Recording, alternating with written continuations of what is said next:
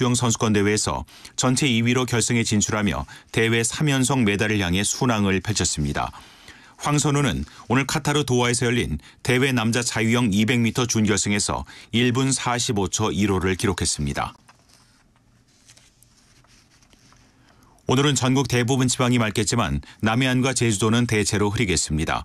초미세먼지 농도는 서울을 비롯한 중부지방과 광주 전북 지역에서 나쁨 수준으로 높겠습니다. 강원도 산지와 동해안 서해안에는 바람이 강하게 불 것으로 예상됩니다. KBS 1라디오 11시 뉴스를 마칩니다. 지금까지 아나운서 김태규였습니다. KBS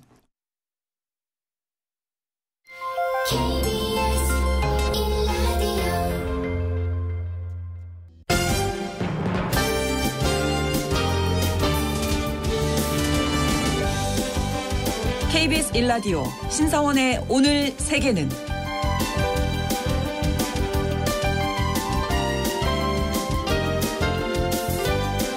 안녕하십니까. 아나운서 신성원입니다.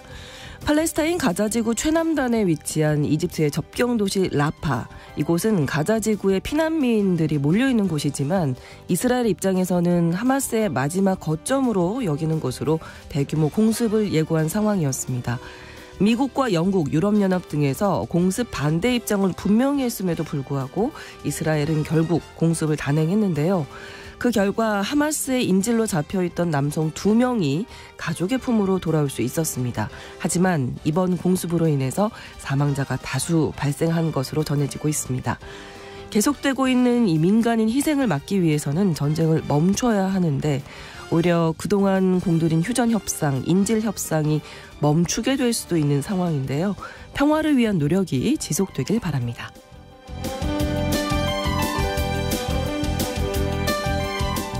오늘 아침 전해진 국제사회 뉴스, 잠시 후 오늘의 헤드라인 뉴스로 정리해드립니다. 통신원 취재수첩에서는 칠레 통신원 연결해서 지난 2일에 발생한 대형 산불의 현재 상황 전해드리겠습니다. 그리고 글로벌 이슈에서는 미국 트럼프 전 대통령이 북대서양조약기구 나토를 향해서 쏟아낸 발언이 어떤 파장을 낳고 있는지 알아봅니다. 2월 13일 화요일 KBS 1라디오 신성원의 오늘 세계는 시작합니다.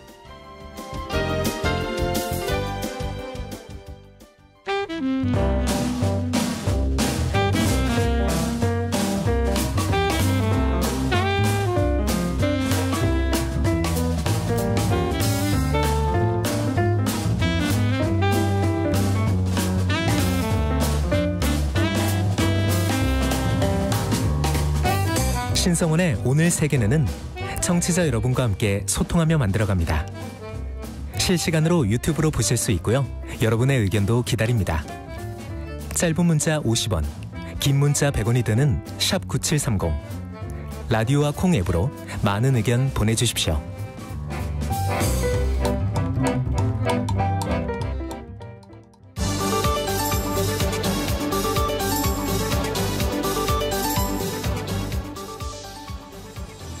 오늘 세계는 헤드라인 뉴스. 미국 뉴욕 지하철역에서 총격이 발생했습니다. 뉴욕시 경찰에 따르면 10일 오후 4시 38분쯤 뉴욕시 브롱스구의 지하철역에서 총격이 발생해 30대 남성 1명이 숨졌습니다. 지금까지 파악된 부상자는 5명이고 이 중에 일부는 중상인 것으로 알려졌습니다. 총격 용의자는 현장에 도주했다고 경찰이 밝혔습니다. 미국을 비롯한 국제사회 반대에도 불구하고 이스라엘이 팔레스타인 라파 지구에 대해서 공습을 가해 100여 명이 사망했습니다. 하마스 측 가자지구 보건부는 10일 새벽 이스라엘군이 전투기와 전차 등을 동원해 폭격을 가해 라파에서 민간인 100여 명이 숨졌다고 밝혔습니다.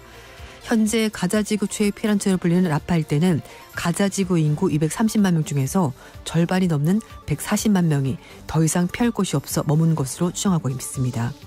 이집트와 국경을 맞댄 라파는 이스라엘과 팔레스타인 무장정파 하마스의 전쟁을 피해 남부로 내려온 민간인들이 몰려있는 곳이자 국제사회 구호 물자가 들어가는 주요 관문입니다. 이 지역 공습에 대한 국제사회 비판에 대해서 네타냐후 이스라엘 총리는 전쟁에서 지라는 소리냐며 반박했습니다. 홍해에서 그리스 선사 소유의 화물선이 미사일 공격을 받아 손상됐습니다. 현지 시각으로 12일 영국의 해상보안업체인 암브레이는 홍해 남단 바브 알만다브의 해협을 통과하던 마샬 군도 선적의 그리스 선사 벌크선이 미사일 공격을 받았다고 밝혔습니다. 로이터 통신은 예멘의 친이란 반군 후티가 공격의 배후라고 보도했는데요. 배는 2분 간격으로 2차례에 걸쳐서 미사일을 맞았고 이로 인해서 우연히 물리적인 손상을 입었습니다. 후티는 이스라엘이 팔레스타인 가자 지구에서 철수할 때까지 해상을 봉쇄하겠다면서 작년 11월 달부터 홍해에서 군사작전을 펼치고 있습니다. 2024 세계정부 정상회의가 아랍에미리트 두바이에서 현지 시각으로 12일 개막했습니다. 미래 정부의 형성을 슬로건으로 내건 올해 행사에는 각국 정부, 국제기구 수장 등 정상급 인사 25명과 장관급 300여 명이 초청됐습니다. 세계 각국 정상이 기조연설자로 나서는데요. 올해 가장 관심을 끄는 참석자는 챗 GPT 개발사인 오픈AI의 샘 올트만 CEO와 젠슨 황 엔비디아 CEO입니다. 이들은 인공지능의 미래를 주제로 대담 프로에 참석할 예정입니다. 네덜란드 법원이 F-35 부품을 이스라엘에 수출하는 것을 금지했습니다. 네덜란드 법원은 현지 시각 12일 정부에 F-35 전투기 부품을 이스라엘로 수출하지 말라고 명령했습니다. 네덜란드 항소법원은 이스라엘 수출된 F-35 부품이 가자 지구에서 국제인도법을 심각하게 위반하는 데 사용될 명백한 위험이 있다고 판단했습니다. 법원의 명령에 따라서 수출은 7일 내 중단됩니다. 옥스팜 등 국제인권단체들은 작년 12월 정부를 상대로 이스라엘의 가자지구 군사작전을 고려해서 F-35 부품 수출 승인을 재검토하라면서 소송을 제기했는데요. 이들은 전투기 부품을 보내면 이스라엘 범죄에 연루될 수 있다고 주장했습니다. 지난달 지방법원은 F-35가 전쟁법 위반에 기했을 가능성이 있다고 인정하면서도 정부 손을 들어줬는데요. 항소심에서는 판결이 뒤집혔습니다. 네덜란드 정부는 일단 수출 금지 명령은 따르겠지만 대법원에 상고하겠다고 입장을 밝혔습니다. 미국이 이란과 베네수엘라 기업체 관련 항공기를 압류했습니다. 미 법무부가 제재 대상인 이란과 베네수엘라 기업체 관련 항공기를 전격 압류했습니다. 미 법무부는 미국 정부 제재를 받고 있는 이란 항공사가 베네수엘라 기업에 판매한 보잉 747 화물기가 플로리다에 도착했다면서 해당 항공기를 폐기할 예정이라고 밝혔습니다. 해당 항공기는 이란 마한항공사 소유인데요. 2021년 베네수엘라 국영항공사 콤비아사 자회사인 엠트라수로 넘어갔습니다. 이란 마한항공과 베네수엘라, 콤비아사는 모두 미국 정부의 제재 명단에 올라 있는데요. 미국 법무부는 미국에서 제작된 이 항공기 소유권을 이란에서 베네수엘에 넘긴 행위에 대해서 미국 정부 승인 없이 이뤄진 매각으로 명백한 수출 통제법 위반이라고 밝혔습니다.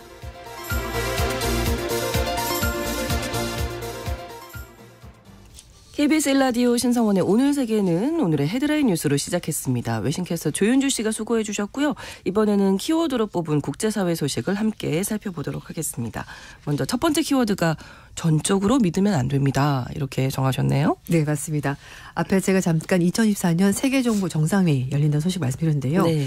사실 올해 대회 가장 핫한 이슈는 바로 AI죠. 맞습니다. 네. 그래서 세계 각도 AI를 개발하고 있는데 젠슨 황 그 엔비디아 CEO가 AI는 각 나라별로 상황에 맞게 개발하고 어느 특정 나라가 또는 어느 특정 업체가 개발한 AI에 전적으로 의존해서는 안 된다라고 조언을 했습니다. 올해 회의에는 젠슨 황뿐만 아니라 메타, 샌드박스 AQ, 비욘드 리미츠 같은 세계 주요 기업의 AI 분야 전문가들 100여 명도 참석을 합니다. 사흘 동안의 각 섹션에 정부, 기업 고위 관료들 해서 이제 200명 정도 참석하고요. 네. 장관, 대표급 회담도 무려 23차례 마련이 되어 있습니다. 우리나라에서는 디지털 플랫폼 정부위원회 고진위원장이 패널 토론에 참석을 하고요. 120개 정부에서 대표단 보냈고 85개 국제, 지역기구 대표 등이 참석해서 무려 4천여 명이 회의에 들어간다고 합니다. 그렇군요. 네. 자, 이 두 사람이 이제 주목을 받는 거잖아요. 오픈AI의 샘 올트만 CEO 그리고 엔비디아의 제이슨 황 CEO 이 두 사람이 과연 어떤 이야기를 할까? 이게 네. 좀 가장 큰 관심사죠. 네, 기업체 CEO들 중에서 약간 급이 있다고 보면 요즘 가장 주목받는 그렇죠. 아무래도 CEO가 아닐까 싶은데요. 네네네. 젠슨 황 엔비디아 CEO는 이 각국이 독자적으로 인공지능 인프라를 구축해라 이렇게 조언했습니다. 사실 엔비디아가 물론 주식 갖고 계신 분들은 굉장히 기쁘시겠습니다만 요즘 계속 올라가고 있거든요. 네, 이게 AI 산업이 발전하면서 이 주가도 같이 올라가고 그렇죠, 있습니다. 아무래도. 그래서 네. 이 AI 반도체 시장의 80%를 엔비디아가 점유할 정도로 아주 독보적인 위치를 가지고 있습니다. 그러네요. 그래서 주가가 계속 오르고 있고 분기마다 시장 예측을 뛰어넘는 매출 이익을 발표하니까 그만큼 황 CEO는 도대체 무슨 얘기를 할까라고 그렇죠. 궁금해하셨을 겁니다. 그래서 얘기를 하는 것이 어떤 특정 기업, 국가가 AI 인프라를 구축하고 두면 안 되고 그래서 AI 경제적인 잠재를 활용하려면 모든 나라가 각자의 AI 인프라를 갖출 필요가 있다. 그래서 어느 특정 인프라를 전적으로 믿어서는 또는 의지해서는 안 된다라고 얘기를 한 겁니다. 네. 그리고 또 하나는 일단 이렇게 각 기업들이 AI 구축하고 나면은 그 다음에는 각국 정부가 여기에 적절한 규제를 통해서 이걸 잘 활용해야 된다고 조언했는데요. 그렇죠. 또 하나 요즘 AI 얘기하면서 직업이 사라질 것 같아요. 네. 일자리가 사라지고 해서 이런 얘기를 하는데 기술에 잠식당하는 건 네. 아니냐. 그리고 두렵죠, 저거 좀. 믿을 수 있나? 진짠가 거짓말 진위 여부 이것도 얘기 많이 맞아요. 하잖아요. 그래서 사실 AI 위험에 대한 공포가 좀 지나치게 부풀려졌다라고 진단하면서 새로운 기술에 대해서 다른 사람들을 겁주고 혼란스럽게 하고 또 AI 기술에 대해서 아무것도 하지 말라고 부추기면서 대신에 우리만 믿으세요라고 어떤 단체가 말한다면 그건 절대 믿으면 안 된다. 조심해야 된다. 네, 그렇죠. 네, 이렇게 얘기를 했습니다. 그리고 이 AI에 대해서 반도체가 많이 들어가 비용이 많이 들어가다 보니까 네. 천문학적인 비용이 들어갈 것 앞으로도 네. 그런 얘기를 하는데 이 컴퓨터가 점점 더 빨라지고 있고 필요한 컴퓨터의 데이터 양도 그렇지 많지 않기 때문에 앞으로 그렇게 많은 비용은 들지 않을 것이고 시간이 지나면 AI 분야 비용은 점점 낮아질 것 같다. 이렇게 시장을 전망했습니다. 네, 어떻게 보면 고개가 좀 끄덕여지는 네. 이런 얘기들을 했는데 샘 올트먼 CEO는 자체 AI 칩 개발에 나섰네요. 네, 그렇습니다. 이제 이 오픈AI 같은 경우는 이제 반도체를 써야 되는 입장이고 네. 그리고 이제 엔비디아 같은 경우는 반도체를 공급하는 업체니까 생산하니까. 네, 그러니까 네. 둘이 이제 수요 공급인데 이걸 계속 받아 쓰는 입장에서는 언제까지 이걸 내가 계속 받아 쓰면서 이 회사를 상대방 회사를 키워주나 싶으니까 본인이 또 스스로 이걸 하고 싶은 거죠. 그래서 그렇죠. 사상 최대 규모의 투자 유치에 나섰다고 합니다. 자체적으로 AI 칩을 개발한다고 하는데요. 올트만 CEO가 5조에서 7조 달러 정도의 자본 조달 목표를 가지고 예비 투자자를 지금 만나고 있다고 합니다. 비슷한 사례를 찾아볼 수 없을 정도로 거액이라고 엄청난 하는데 금액이죠. 달러로니까요. 그러니까 네. 우리 돈 환산하면 거의 6,600조에서 9,300조 정도 돈이 들어간다고 합니다. 네. 그래서 올트만 CEO는 이 천문학적인 투자금을 유치한 다음에 현재 세계 반도체 시장의 구도를 완전히 바꿀 수 있을 정도로 향상된 반도체가 나오게 될 것이고 생산 설비까지 만들겠다라고 얘기를 하는데요. 한쪽에서는 이제 비용이 점점 안 들 거야 라고 얘기를 하고 있고 한쪽에서는 아니야 돈이 들 거니까 나는 자체적으로 뭔가 만들어 보겠어라면서 투자를 받고 있는 상황입니다. 네. AI가 참 이렇게 우리 사회를 네. 많이 바꿔놓을 것 같습니다. 자, 그리고 두 번째 키워드는 나가라는 거야 말라는 거야. 네. 이건 또 무슨 얘기인가요? 네, 지금 미국의 테크 기업들이 인공지능과 같은 새로운 영역에 투자하기 위해서 네. 인력을 구조조정하고 있습니다. 그러니까 그렇죠. 네, 네. 그래서 AI 같은 분야는 좀 더 직원을 많이 뽑고 전문가들을 그리고 같은 테크 기업 안에서도 AI 분야가 아니고 좀 다른 분야들은 좀 사람들을 줄이는 거죠. 그렇죠. 그러니까 한쪽에서는 고용하고 한쪽에서는 내보내고 그러니까 좀 적극적으로 인력 재배치가 진행이 되고 있는데요. 네. 미국의 테크업계 고용상을 집계하고 있는 레이오프스에 따르면 올해에만 총 138개 기술 기업이 네. 3만 4천여 명의 직원을 구조 조정했다고 합니다. 그러니까 구조 조정하면 이제 다 단순하게 이제 네. 해고하는 걸로 생각을 하는데 그게 아니라는 거죠. 네, 필요한 인력은 남기고, 네, 예, 보충하고. 그렇지 않으면 보충도 하고, 네. 예, 그렇지 아니면 않으면 이제 감축이 줄이고. 네, 되는 맞아요. 수밖에 없고. 그래서 이제 직원 정리 해고의 특징이 비핵심 사업 부분에 대해서 구조 조정하는 겁니다. 작년에 테크 기업들이 인력을 이제 구조조정하면서 네. 코로나19 대유행 거치면서 좀 조직들이 비대졌거든요. 비대면이 많다 보니까 IT 기업들 상당히 많이 컸어요. 그래서 네. 그걸 좀 슬림하는 초점을 뒀었는데 이제는 그게 아니라 필요한 부분은 키우고 좀 그동안 비용이 많았던 부분은 줄이는 식으로 조직을 바꾸는 건데요. 네. SAP 같은 회사는 작년 1월 달에 AI에 대한 집중을 높이면서 8,000개 일자리를 없앴지만 직무 재교육 통해서 올해 말에 직원 수가 플러스 마이너스 했더니 현재 수준과 비슷하다라고 비슷해요. 밝혔습니다. 그리고 스포티파이의 최고 경영자는 기존의 업무 효율성을 높이는 동시에 새로운 업무에도 투자할 필요가 있다고 하니까 테크 기업들도 물론 잘 나갔지만 환경이 바뀌니까 또 회사를 살리기 위해서 여러 가지 노력들을 하는 것 같습니다. 네, 그 핵심 사업 선택과 집중을 잘 맞아요. 해보겠다. 맞습니다. 예, 그런 이렇게 겁니다. 정리해 볼 수 있겠네요. 네. 자, 세 번째 다음 시즌에 볼 수 있을까요? 뭘 볼 수 있을까요? 스키장 얘기입니다. 아, 근데 지금 우리나라는 강원도 눈이 정말 많이 네, 왔거든요. 그래서 우리나라는 올해 눈이 조금 많이 네, 오는 용평이랑 뭐 겨울이었어요. 저쪽 강원도 쪽은 눈이 너무 많이 와가지고 사람들도 진짜 많고 스키도 많이 타러 갔다고 하던데 작년만 하더라도 네. 눈이 별로 없었어요. 근데 유럽도 마찬가지인데 기후변화 때문에 눈 적설량이 예년 같지 않다고 합니다. 그래서 그렇군요. 또 기존에 있던 눈도 기온이 높다 보니까 녹아내리고 높고. 그러니까 스키 타기에 좀 적합하지 않은 아, 스키장이 된 거죠. 그래서 네. 유럽의 또 미국의 스키 산업이 위기를 맞고 있다고 하는데 사실 스키 타러 가보신 분들은 아시겠지만 비쌉니다. 비싸죠. 돈이 이래저래 많이 들어가요. 네, 맞아요. 일단 리프트권을 사야 되고 네. 그리고 가서 뭐 추우니까 뭐라도 하나 먹어야 되고 그리고 당일치기 갔다 오니 좀 약간 시간이 빡빡하니까 뭐 하룻밤 자야 되고 그렇죠. 숙박비며 네. 뭐 그렇게 이래저래 따지면 하면, 네. 생각보다 돈이 굉장히 많이 들거든요. 네. 뭐 시즌권에서 좀 싸게 팔긴 합니다만 어쨌든 싼 스포츠는 아닙니다. 그렇죠. 어쨌든 객관적으로. 그래서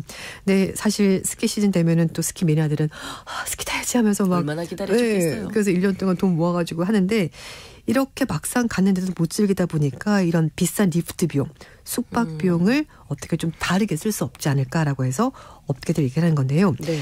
캘리포니아 북부 타호 강변에 있는 스키장들이 원래는 11월 말부터 4월 초까지 스키 시즌이라서 이제 이때 한창 열심히 장사를 하는데요. 네. 근데 이제 눈이 많이 안 오다 보니까 그러면 스키 말고도 워낙 지형이 뛰어나고 환경이 좋다 보니까 네. 이런 경관을 볼 수 있는 그런 여러 가지 레포츠들이 요즘 산악 리조트로 변경을 하고 있다는 겁니다. 스키만으로는 이제 돈을 벌 수 부족하네요. 없다 이런 맞아요. 거죠. 사람들 지금 불만이 많고. 눈이 없으니까. 네, 그래서 미국에서 가장 많은 리조트를 가지고 있는 이 두 스키 회사인 베일 리조트 그리고 알레타 리조트가 네. 대규모 호텔 포트폴리오를 가지고 있다고 합니다. 그래서 산악 호텔에서 1년 내내 야외 활동을 즐길 수 있다. 이걸로 홍보를 하고 있다고 하는데요. 네. 눈이 오지 않은 비수기에는 산악 자전거 탈 수 있고 하이킹도 할 수 있고 캠핑도 할 수 있고 이런 여러 가지 프로그램을 적극적으로 홍보를 하고 있다고 합니다. 네. 유럽도 마찬가지고요. 산악 자전거, 하이킹 그리고 산악 경관을 이용한 여러 가지 놀이공간을 지으면서 눈이 좀 적게 내리더라도 사람들이 즐길 수 있도록 스키 업계가 대응을 하고 있다고 합니다. 기후 변화가 네. 저희가 이 시간에 정말 얘기 많이 하게 되는 것 같아요. 그렇습니다. 전 그리고 세계적으로. 또 주변에 봐도 예전만큼은 스키 타러 많이 가진 않은 것 같아요. 맞아요. 네. 네. 제가 어릴 때 비해서. 그렇습니다. 세월이 지났습니다. 네. 네 번째 키워드는 세계 최초 안락사를 합법화한 국가는 네. 네덜란드 얘기인데요. 그렇죠. 네. 2002년에 세계 최초로 안락사를 합법화했고요. 근데 네. 조건이 있습니다. 무조건 안락사가 되는 건 아니고요. 그렇죠. 네. 환자가 견딜 수 없고 회복 불가능한 그런 질환 때문에 고통을 가지고 있고 네. 그러니까 치료 가망이 없습니다. 그리고 오랫동안 독립적으로 죽음에 대해서 자신의 입장을 충분히 밝힌 경우에 대해서 해당이 되고 그래서 2022년 기준 네덜란드에서 안락사를 선택한 사람이 총 8,720명. 네. 전체 사망자의 5.1%가 이렇게 스스로 자신의 생을 마감하고 있는데요. 네. 특히 이제 화제가 된 것이 얼마 전에 드리스 반 아우트 전 네덜란드 총리가 자택에서 부인과 함께 동반 안락사로 생을 마감했다는 겁니다. 네. 지난 5일인데요. 부인이 93살 해서 이제 일기로 마감했는데 거의 결혼 생활을 70년 정도 했다고 합니다. 정말 100년회로 한 부부인데요. 네. 권리포럼 연구소장은 네덜란드 공영방송에 출연해서 아트 부부가 모두 아팠고 그리고 서로가 없이는 떠날 수가 없어서 동반 안락사를 선택했다라고 밝혔습니다. 네. 근데 정말 사이가 좋구나. 그러니까요. 라는 생각이 들기도 하고 함께 하셨고 네, 마지막도 순간도. 우리가 함께 하자. 네, 절대 하늘이 갈라놓기 전까지는 절대 헤어질 수 없다. 이제 이런 의미인 것 같긴 한데 네. 원래 이제 총리가 변호사 출신이었다고 하고요. 네. 기독민주당 초대 주자였고 77년부터 82년까지 총리를 지냈었는데 2019년에 팔레스타인 추모 행사에 갔다가 뇌졸중으로 쓰러졌고요. 그래서 건강이 계속 좋지 않았다고 합니다. 그렇군요. 근데 카톨릭 신자였고 평생 부인을 내 여인 이렇게 부르면서 70년 동안 함께 산 동갑내기 부부였고요. 네. 유족으로는 세 자녀가 있다고 하는데 어쨌든 두 사람에게는 모두가 어쩌면 스스로 또 생을 마감할 수 있는 선택권이 있는 나라에 있었다는 것도 좀 행복한 부분이 있었던 것 같기도 하고요. 네, 네, 네. 그리고 이제 안락사 같은 경우도 물론 이제 허용된 나라긴 합니다. 이렇게 동반 안락사는 굉장히 드물다고 해요. 그래서 그렇죠. 네, 네. 2020년에 13쌍, 21년에 16쌍, 22년에 29쌍 이렇게 불과했는데 조금씩 늘어나고 있긴 네, 하네요. 숫자상으로는 좀 늘어나고 있긴 합니다. 네, 안락사에 대한 문제도 우리가 또 고민을 해봐야 될 맞아요. 부분이니까요. 자, 5번째 키워드로 언제든지 하기만 하면 됩니다. 뭘 할까요? 금연입니다. 아, 이게 지금 이제 새 2024년 이제 네. 두 번째 달도 됐죠. 이제 중순을 맞아요. 지나고 있는데 보통 1월 1일 많이들 실패하셨다가 네. 요 지금 짧은 시간 동안에도 내가 금연을 하겠다 하면서 들키시고 다시 맞아요. 또 내가 마음 먹고 이런 분도 그거 많으실걸요? 늘 뭐 살을 빼겠다, 금주하겠다, 참 그렇습니다. 금연하겠다. 이거 사실 새해 어려워요. 늘 등장하는 결심인데요. 근데 네. 음력설이 되니까 또 그래 아, 다시 한번 해볼까? 그렇죠. 이렇게 생각하실 텐데 네. 근데 이게 끊었다 폈다 뭐 효과 있겠어? 그러니까 저도 그게 좀 궁금했어요. 네. 이렇게 쭉 끊어야 되는 거 아닌가. 네. 그리고 뭐 이 나이에 뭐 나이 많아가지고 중장년 다 됐는데 뭐 해서 뭐해 그냥 이렇게 살래라고 생각하실지 모르지만 그러나 네. 그게 아니래요. 아니래요. 네, 아니래요. 캐나다 토론토 대학의 보건대학원의 브라바트 지하 교수가 연구한 결과인데요. 네. 중장년이라도 일단 끊기만 하면 건강에 효과가 있다고 합니다.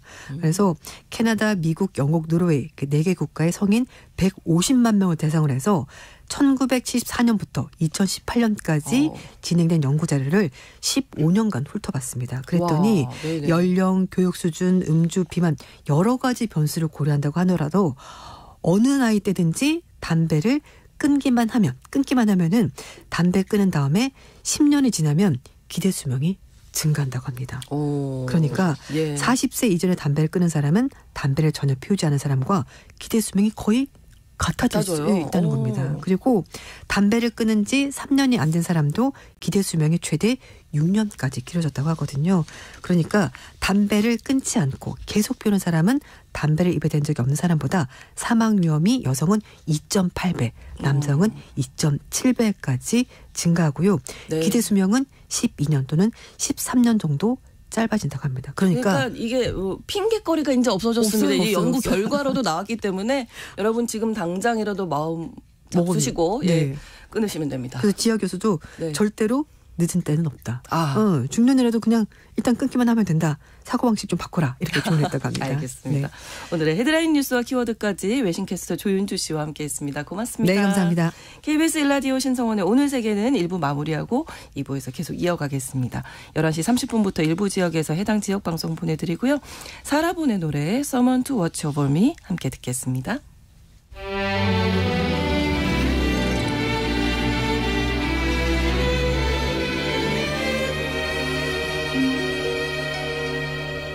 There's a saying old says that love is blind.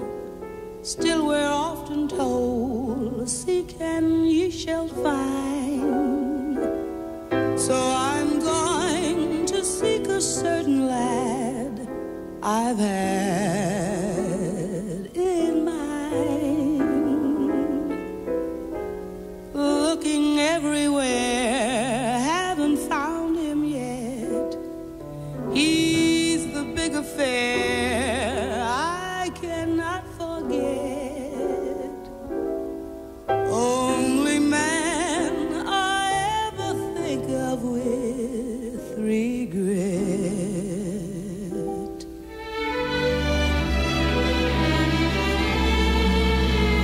I'd like to add his initial to my monogram.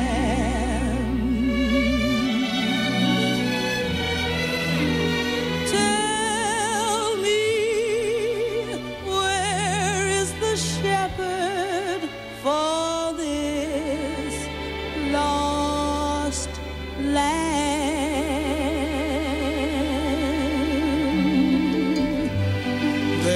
There's a somebody I'm longing to see. I hope that he turns out to be someone who'll watch over me.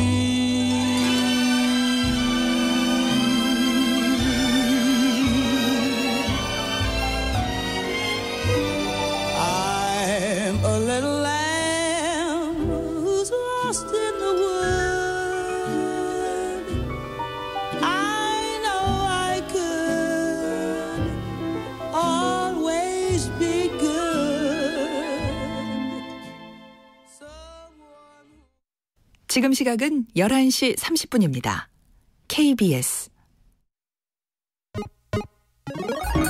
Ladies and gentlemen.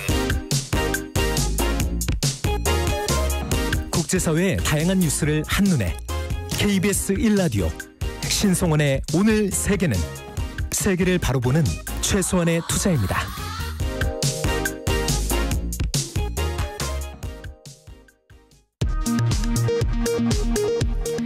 이 시각 라디오 정보센터 뉴스입니다. 의대 정원 2,000명 증원 방침에 반발해온 대한전공의협의회가 어젯밤 온라인 임시 대의원총회를 열고 밤샘 토론을 벌였습니다. 보건복지부는 집단행동에 나서겠다는 입장 표명이 없어 다행이라고 밝혔고, 보건의료 노조는 정당성 없는 집단행동 계획을 철회하라고 촉구했습니다. 국민의힘 공천관리위원회가 오늘 닷새간의 일정으로 40 총선 지역구 공천을 위한 후보자 면접을 시작했습니다. 조국 전 법무부 장관은 오늘 오후 2시 부산 민주공원에서 기자회견을 열고 신당 창당과 총선 출마 여부에 관한 입장을 밝힐 예정입니다. 백현동 개발 특혜 의혹의 대관 로비스트로 지목된 김인섭 전 한국하우징기술 대표의 1심 선고 결과가 오늘 나옵니다.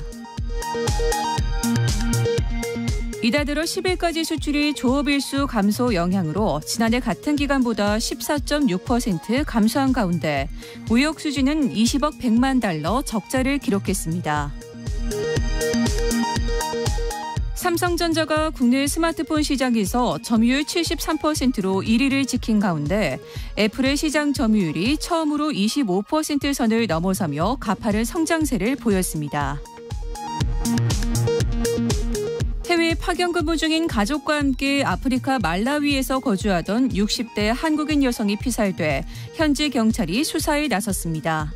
지금까지 라디오 정보센터 뉴스 정한나였습니다.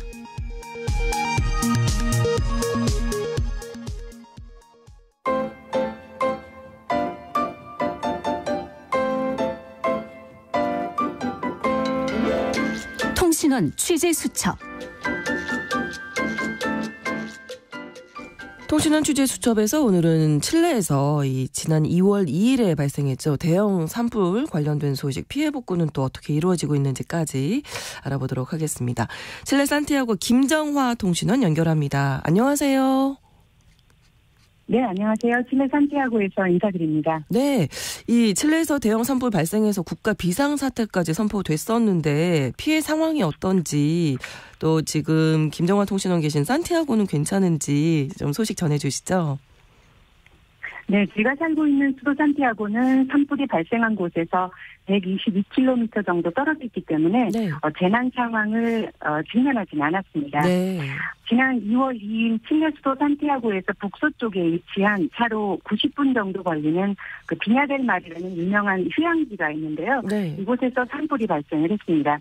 현재는 거센 불길이 통제되었고 위험 수준은 벗어났지만 그동안 산불이 주택가로 번져서 현재까지 131명의 사망자 중에서 79명만 신원이 파악된 상태이고 4만 명의 이재민과 실종자 370명이 발생했고 4,500명이 화상을 입었습니다. 네.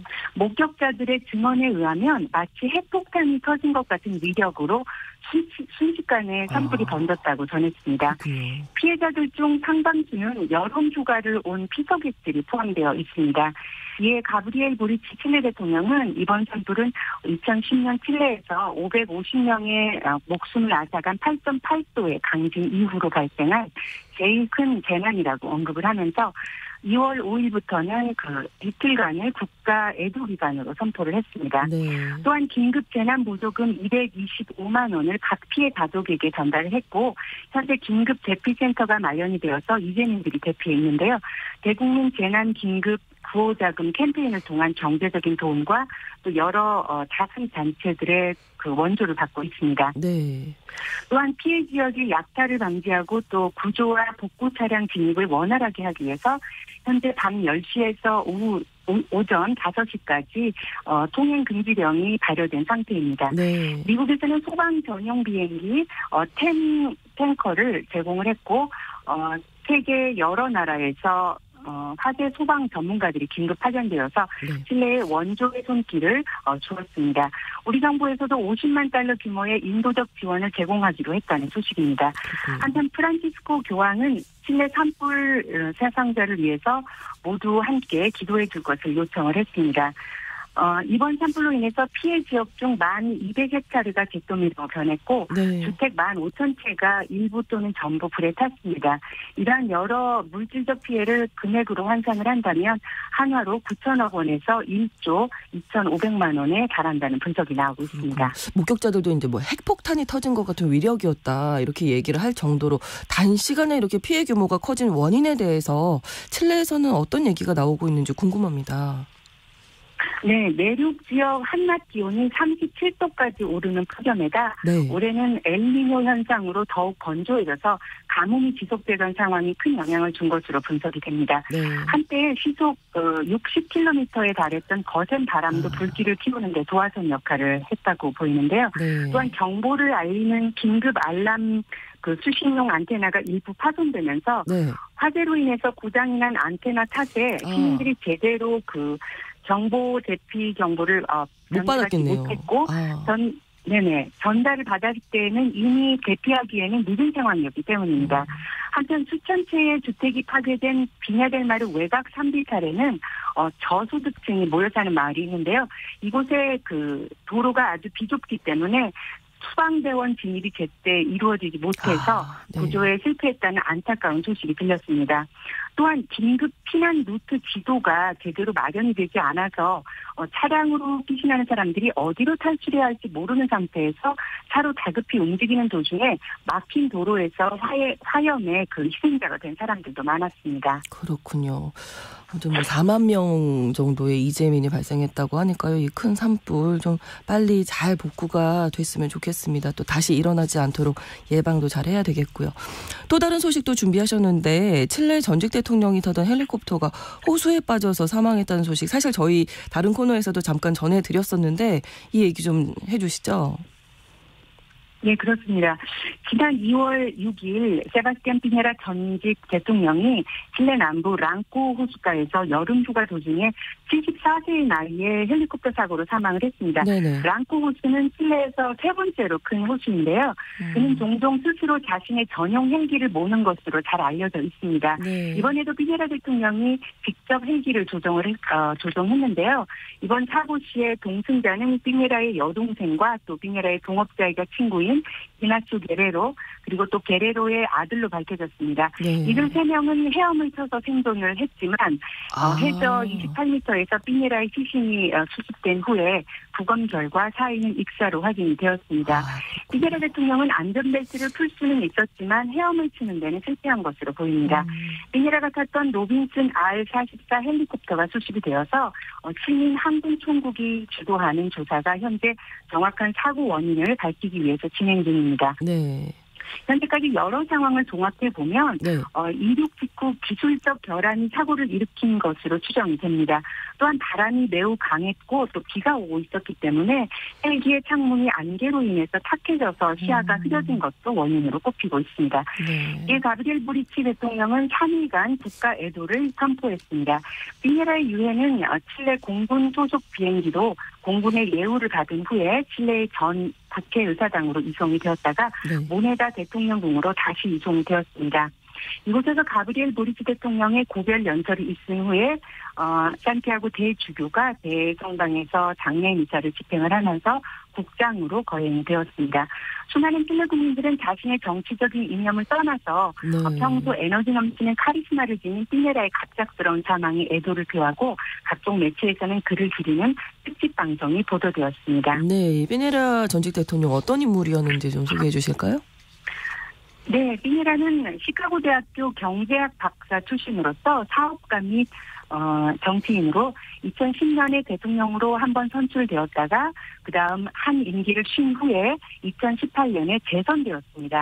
그는 피노체트의 18년 동안 그 장기 집권이 끝난 이후에 첫 번째 당선된 보수 성향의 대통령이었습니다.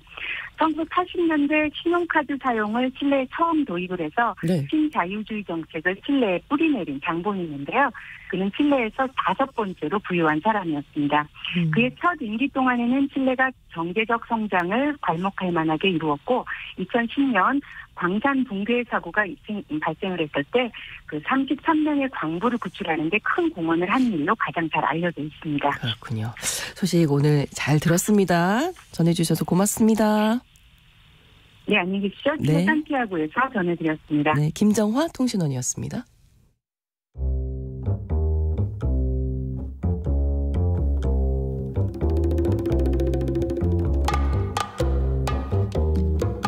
세계를 알면 우리가 보입니다. KBS 1라디오 신성원의 오늘 세계는 글로벌 배송으로 빠르게 찾아갑니다.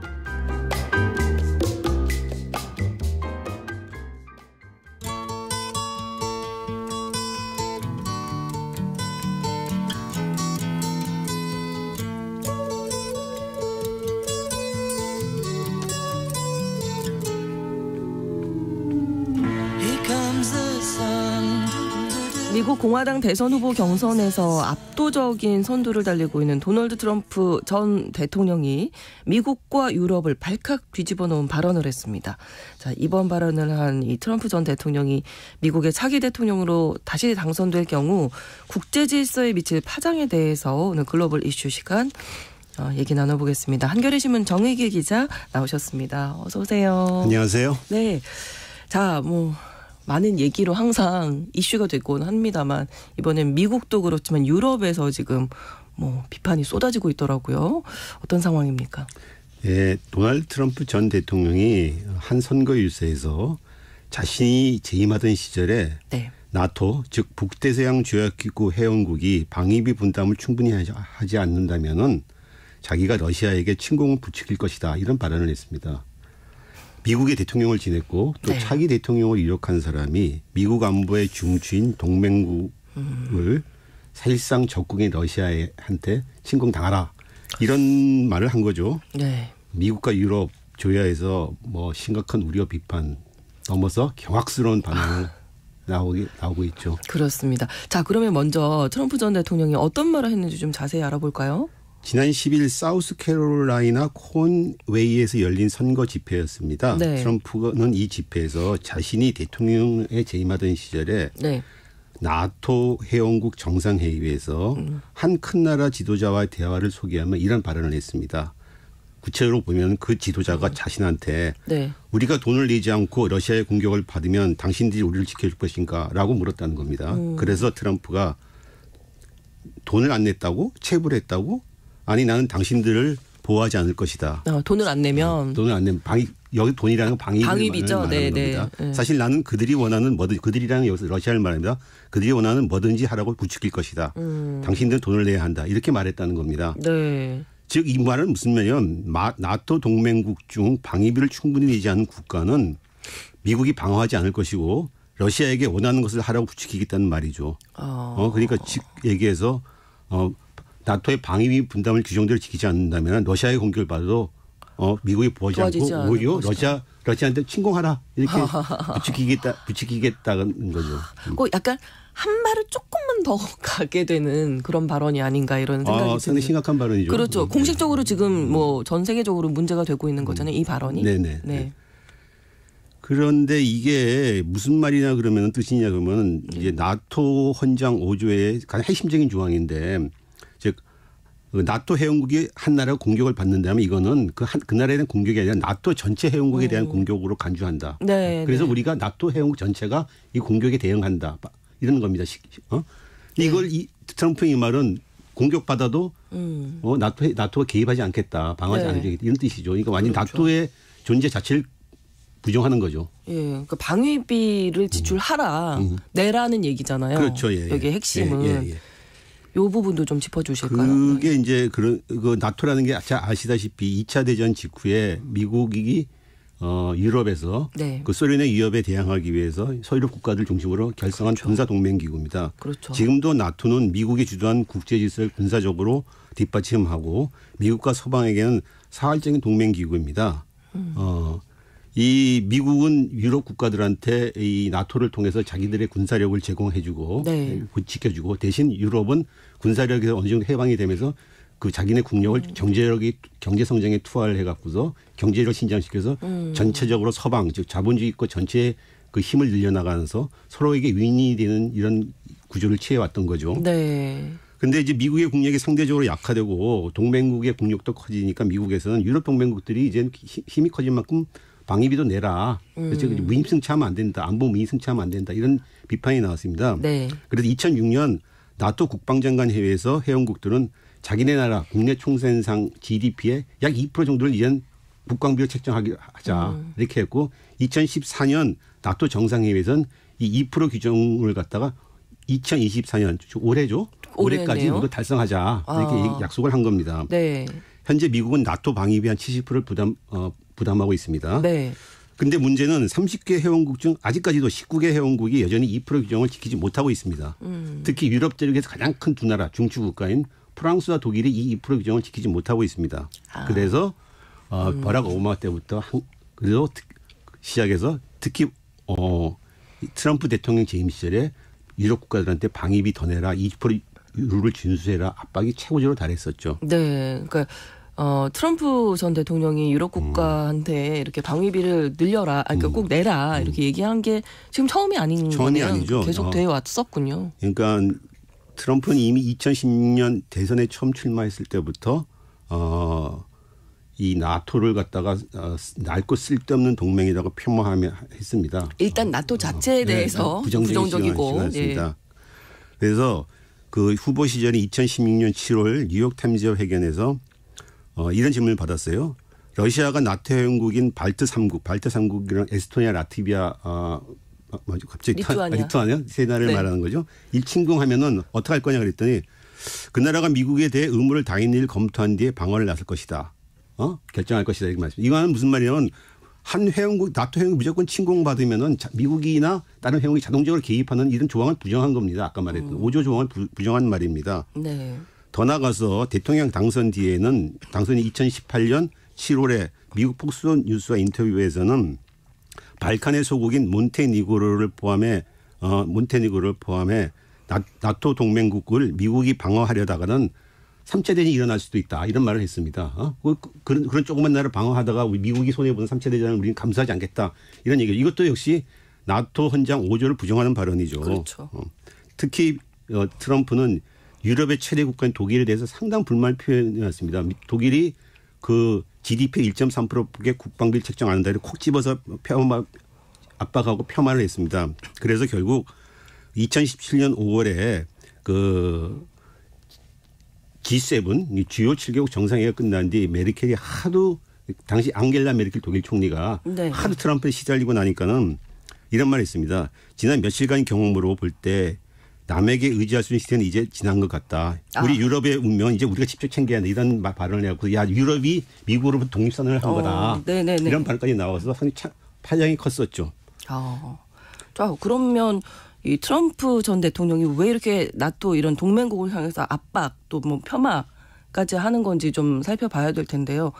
네. 과연 그 방위비만 문제일까? 방위비만 문제가 아닙니다. 사실은. 그렇겠죠. 네. 네. 트럼프가 표방하는 이 사안을 알려면 트럼프가 표방하는 대외정책의 철학이나 세계관을 살펴볼 필요가 있습니다. 미국이라는 나라는 패권국가입니다. 즉 패권국가라는 건 자기가 설계한 국제 질서를 갖다가 유지하고 운영하고 이런 국가죠. 근데 그 패권 국가는 이 자기가 설계한 국제 질서, 자기가 유일하게 설계한 국제 질서겠죠. 그렇죠. 운영하는 하면서 편익을 얻는 대신에 네. 대신 그 비용을 지불해야 되는 겁니다. 네. 쉽게 얘기해서 미국은 2차 대전이 끝나고 난 뒤 사회주의권에 맞서가지고 국제 질서를 갖다 만들었습니다. 그래서 만들고서 이제 나토란 동맹도 만들고 자유무역 체제도 만들고 달러란 기축 통화를 통해서 국제 결제 체제도 만들고 뭐 여러 가지 기타 이런 걸 만들었죠. 그걸 만들면서 이제 미국의 군사력과 경제력을 투입했습니다. 네. 대신 그걸 함으로 해갖고서 미국은 이제 엄청난 편익을 얻은 거죠. 근데 이게 트럼프는 패권 국가로서 취해야 할 편익과 비용 이 두 가지 중 비용은 치르지 않고 우리 편익만 취하겠다 이런 뜻입니다. 지금 현재. 네. 그래서 트럼프가 그때 대통령 취임하자마자 파리 기후회의 조약에서 탈퇴하고 그렇죠. 다재간 무역협정인 환태평양 경제동반자 협정 보통 TPP라고 그랬는데 막 결성된 순간인데 그걸 탈퇴해버려서 무역화 시켜버렸고 관세를 엄청나게 올리고 또 나토 동맹치를 폄하하고 막 탈퇴하게 위협까지 하고 그렇게 한 거죠. 근데 이렇게 할 수 있었던 데는 뭔가 그 동조하는 세력이 있기 때문이 아닐까. 트럼프 개인의 꼭 취향만 아닙니다. 이거는 미국의 트럼프를 지지하는 미국의 이른바 보수적인 백인 중하류 계층들이 이런 트럼프의 철학과 이런 거에 대해서 열광적인 지지를 보내고 있는 거죠. 즉 보수적인 백인 중하류층들은 자기네들이 미국의 주인이라고 생각하는데 미국의 이민자 소수인종 이민자들이 득세를 하고 또 미국은 많은 돈을 써가면서 해외에 나가서 다른 나라를 지켜주는 방위비나 개입하고 그 돈 우리한테 쓰면 더 좋을 텐데 왜 그런 짓을 하고 다니느냐. 트럼프는 그런 거에 정확히 그걸 간파를 거죠. 그러니까 이제 발언 수위가 점점 높아지는 것 같아요. 트럼프가 이런 발언을 한다고 해서 트럼프 인기에 꺾이는 게 아니라 오히려 트럼프는 국내에서 그렇죠. 자기 지지층을 또 견고하게 단결시키고 있는 거죠. 그렇죠. 그래서 트럼프가 그런 걸 알고 자기들 지지층의 그런 불만과 원망을 알고서 미국의 방위기업 해외에서 미국의 방위기업에 부정적이고 미국 내 자국 산업과 일자리를 보호해서 수입품에 고율 관세를 부과하고 또 자유주의 무역 체제를 폄하하는 거죠.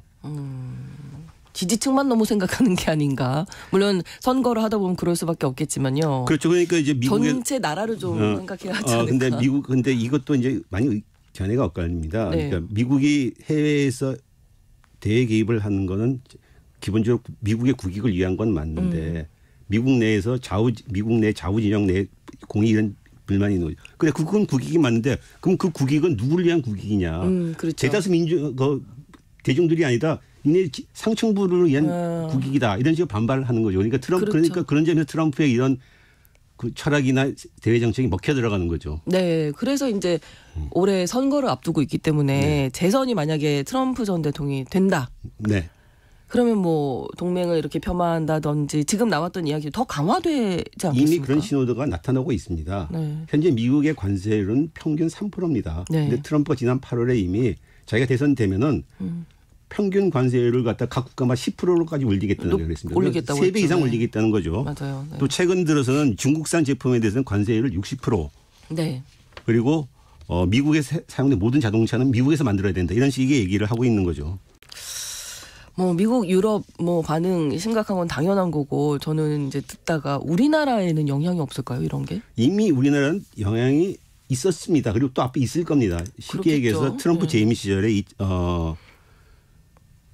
미국 한국에 대해서 트럼프가 방위비를 6배나 올려달라고 했었습니다. 그래서 2018년에 약 1조 8천억 정도를 냈었는데 이걸 갖다가 한 6조 원 정도로 내라. 그래서 협상을 하다 타결이 안 돼서 결국 그 다음에 타결됐습니다. 한 13% 정도 올렸습니다. 근데 트럼프는 사실 그 전에 이미 국방부 브리핑에서 미국이 6배가 아니라 한 70, 60배 정도, 70조 원 정도를 갖다가 한국에 내야 된다. 이런 얘기를 했습니다. 또 2019년에 방위비 협상이 타결이 안 되니까는 주한미군 철수해야 된다. 이런 얘기를 막 했었고 그래서 결국 그 마이크 폼페이오 장관이 다음 재선되고 나시면 하시죠. 그러니까 그때 그럼 그렇게 하죠. 그렇게 말했다는 겁니다. 근데 지금 이제 가능성이 진짜로 재선 그렇죠. 가능성이 높아 보여서. 네, 이제 물론 이제 이것이 이제 약간 공갈과 이제 협박과 경고 이런 의미는 담고 있는데 미국 한 가지 확실한 건 트럼프는 그 미국의 대외 개입 해외 개입에서 상당히 부정적이라는 겁니다. 그리고 그를 지지하는 백인 중하류층 지지층들도 역시 거기에 확실하게 동조하고 있다는 거죠. 네, 그러니까 전체적으로 어쨌든 올해 말에 미국 대선 뭐 주목해 볼 수밖에 없는 게 트럼프 전 대통령이 재선에 되면 뭐 국제 질서는 엄청난 파장과 미증유의 항로를 접어 들어간다고 볼 수 있겠죠. 그렇습니다. 예, 글로벌 이슈에서 오늘 트럼프의 나토 동맹국 발언 자세히 좀 짚어봤습니다. 한겨레 신문 정혜길 선임 기자와 함께했습니다. 오늘 고맙습니다. 감사합니다. 방송 마무리하면서 리얼그룹의 노래 I Sing You Sing 전해드리겠습니다. KBS 일라디오 신성원의 오늘 세계는 내일 오전 11시 5분에 다시 오겠습니다. 고맙습니다. I sing you sing, we all sing the new song. I sing you sing the new song, we all sing.